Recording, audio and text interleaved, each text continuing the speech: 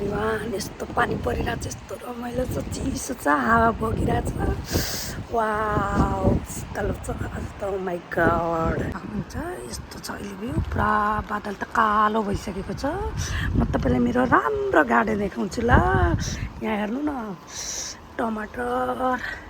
Wow यहाँ त पुरै फुलेको छ त। यो चाहिँ फर्सी हो गाइस, मेरो सानो करेसाबारी। यस्तो छ हालत अहिले, पानी परेर पुरै फोहोरो भएको छ, कालो भयो।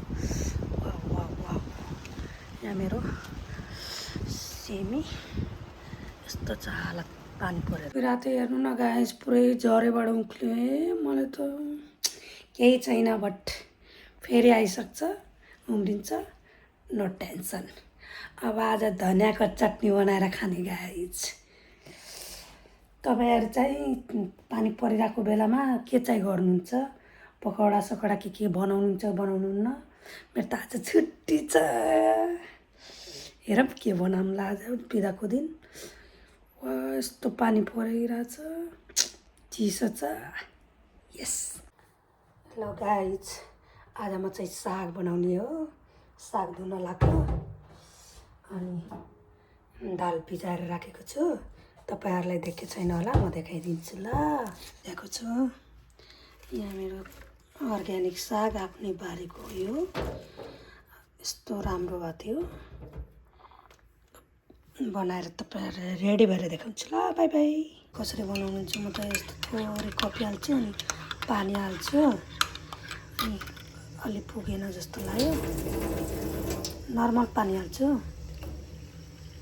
यो धारा छ, फिल्टर गरेको पानी हो। त्यसपछि घोलेर अब यसलाई रेन्चीमा, उहाँ मेरो रेन्ची छ, अनि हालिदिन्छु, अनि तातो हुन्छ। ओ माई गड, धन्न भएन क्यामेरा गाइस, धन्न मेरो कफी पोखेन। यो रेन्चीको ढोका खोल्दा त, यो ढोका खोल्दा त मेरो कफी यहाँ थियो कि धन्न पोखेन। ओ मम्मी, अहिले त पुरै सफा गर्नु पर्थ्यो। यहाँ चाहिँ दाल बसालेको छु, यहाँ चाहिँ साग। अब कफी खाने हो। लौ कफी त स्टार्टै गरे होइन त, कफी भन्नाले रेन्ची यस्तो। अब 3 मिनटमा रेडी हुन्छ मेरो कफी। मेरो कफी पनि रेडी भयो। यहाँ यस्तो राम्रो धनियाँ, यो पनि आफ्नै बारीको हो। आज टिपेर ल्याएको, यस्तो पानी परिरहेको थियो, भए पनि टिपेर ल्याएँ। अब चाहिँ चिया खाँदै साग बनाउने हो।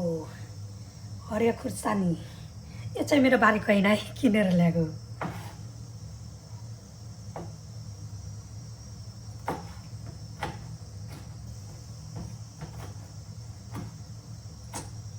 खाएर अब यत्तिकै बसिरहेको छु।